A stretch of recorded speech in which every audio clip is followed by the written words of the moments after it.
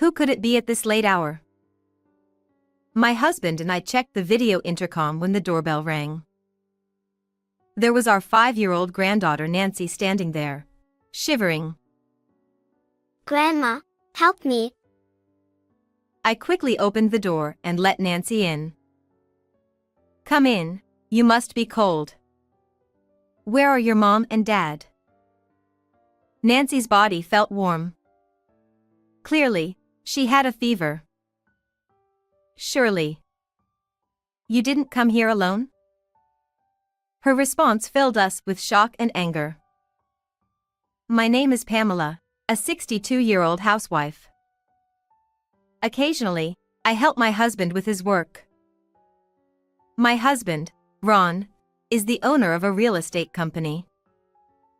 It's locally based and not very large in scale, but thankfully, its performance is good, and we live comfortably. However, there is one concern on our minds. My daughter Molly and my granddaughter Nancy, who will turn 5 this year, are the one we have. Molly has always had a strong-willed personality since she was young, but as she entered her rebellious teenage years, her defiance only grew stronger. Her circle of friends also became gradually more flashy and mischievous. Despite our efforts to communicate with her, Molly's rebellious attitude has been resistant to change. My husband and I have patiently watched over her, believing that one day we would understand each other better, but that day has yet to come. After graduating from high school, my daughter moved out to live on her own while attending vocational school, and she rarely visited us. Several years passed, and she got married and gave birth to a daughter. Once she became a mother, she started to visit us with her child more frequently, and we thought that perhaps the day of understanding had finally arrived. However, over the past 6 months, our relationship with our daughter has begun to drift apart again.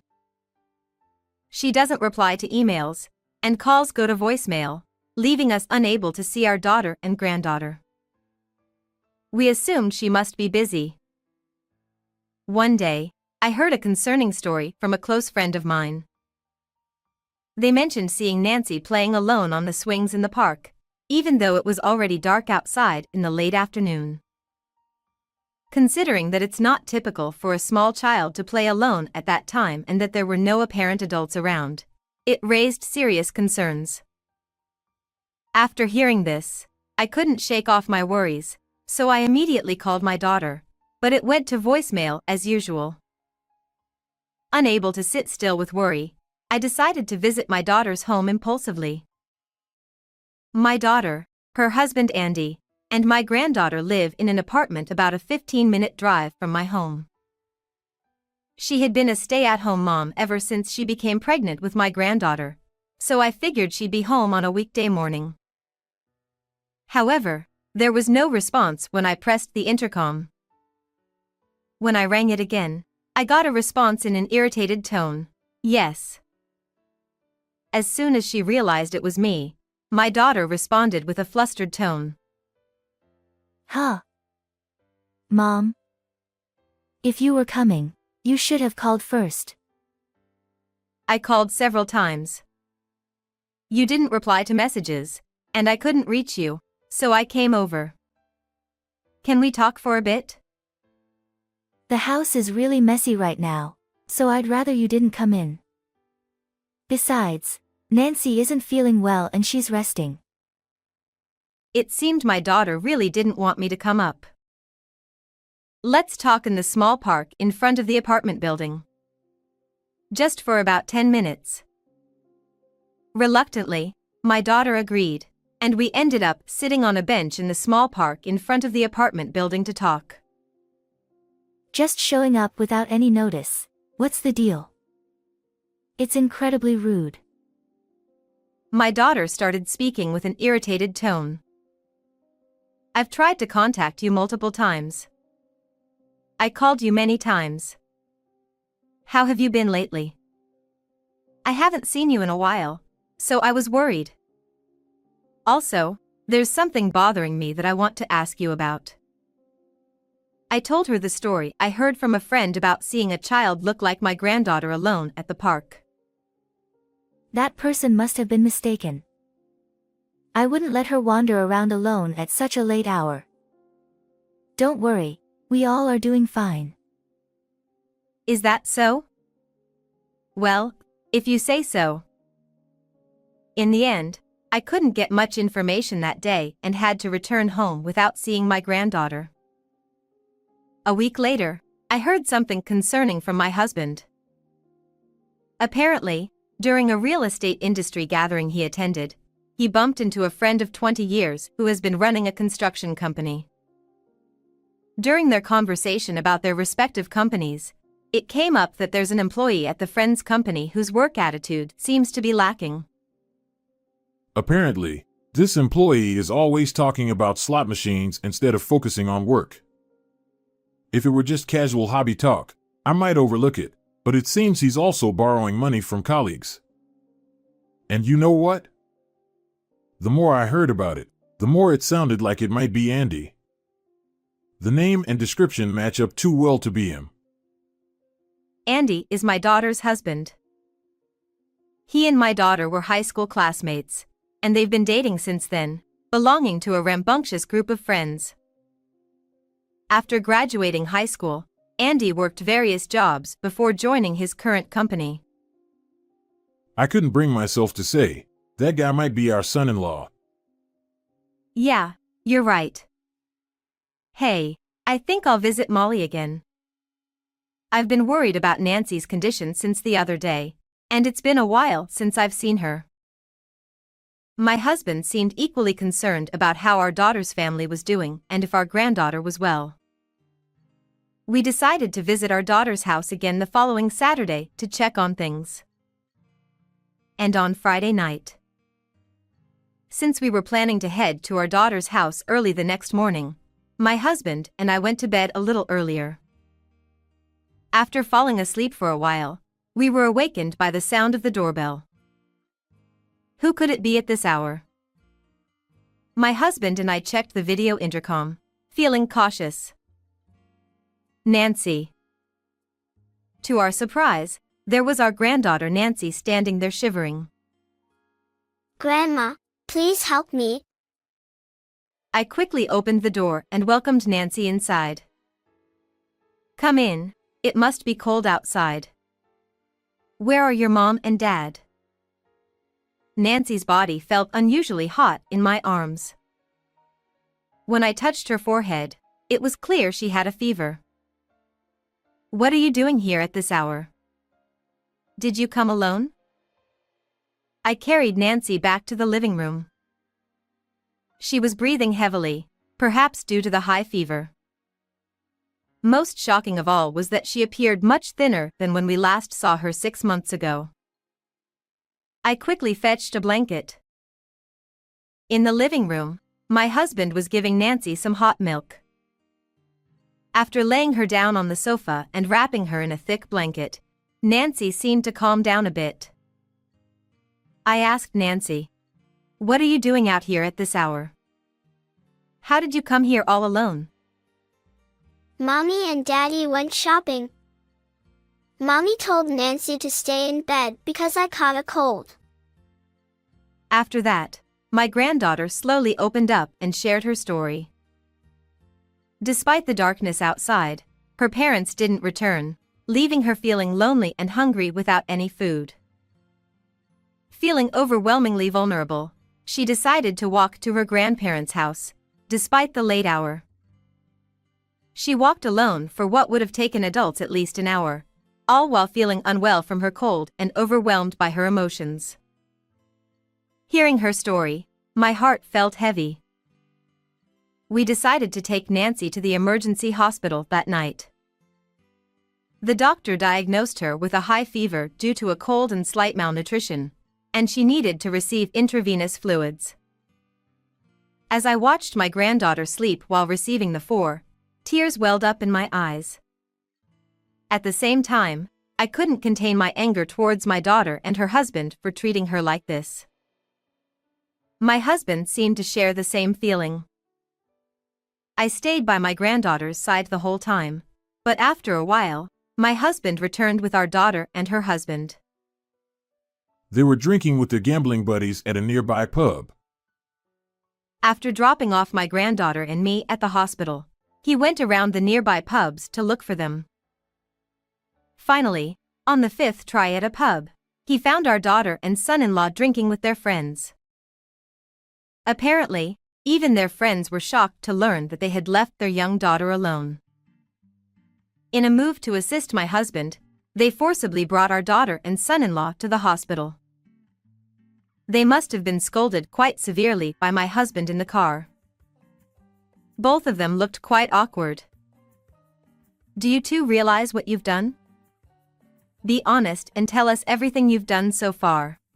Unable to bear it, I questioned them sternly, and they began to confess everything they had done. Every weekend, they would go to the slots and leave Nancy alone until late at night. And when they were lucky enough to win, they would gather their friends and go out drinking until the early hours, just like today. Surprisingly, they basically neglected Nancy, sometimes even serving her ready-made meals or, at worst, not providing her with any food at all. I couldn't hold my anger any longer. I will report you to the police. You're aware that what you're doing is wrong, right? That's why you stopped visiting us and refused to let me visit you. If things continue like this, you'll just keep repeating the same mistakes. What are you talking about? Involving the police is too extreme. Don't you love your own daughter? We also have a responsibility for raising you like this. Because you're our daughter, we will make sure you reflect on your actions properly. We'll take care of that. You've done something unforgivable. Do you understand? Afterward, since there was no resolution with the daughter and her husband, my husband decided to report them to the police. Sometime later, they were sentenced to imprisonment. Our granddaughter Nancy came to live with us as we took her in. When she recovered, she asked us where her parents had gone. We couldn't hide it from her, so we decided to tell her the truth. You see, Mommy and Daddy did something very wrong to Nancy. They have to say sorry in another place for a while. So, until Mommy and Daddy come back, let's live together at Grandma and Grandpa's house, okay? Nancy listened quietly with her head down. Perhaps she understood in her own way, as she began to cry quietly, and I hugged her. It's okay, we'll be fine. Let's live happily together with Grandma and Grandpa from now on. I promise, Nancy, we won't let you feel sad. After that, my husband and I were busy every day with our second round of parenting. I prepared nutritious meals every day, considering her preferences, while my husband took her out to play whenever he had time off. Nancy's complexion improved day by day, and she started to look plumper like a girl her age. Most importantly, it was wonderful to see her smiling more often. Several years passed, and my daughter was released from prison. A few days after her release, she came to visit us.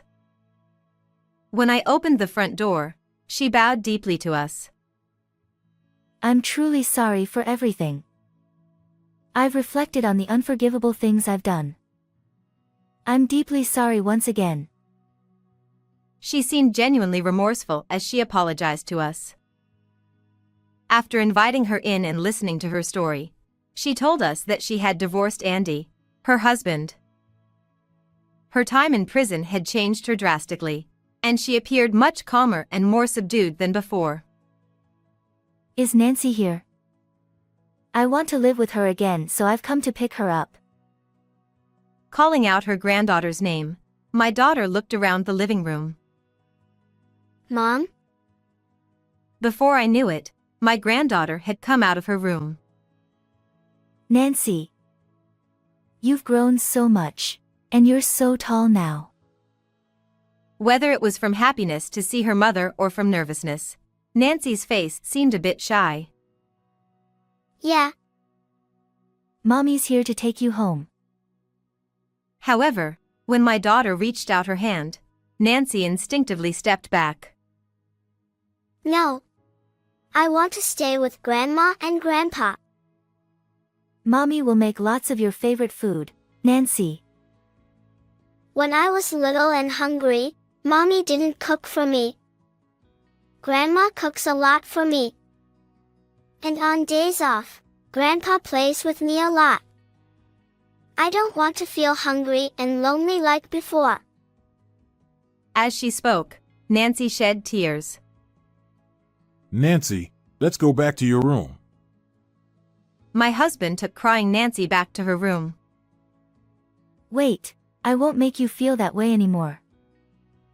In the end, my daughter couldn't go home with Nancy that day. It was inevitable, but seeing my daughter leaving in tears was very painful. Afterwards, my daughter rented a small apartment and started living on her own. She works in a warehouse, which is physically demanding and quite challenging.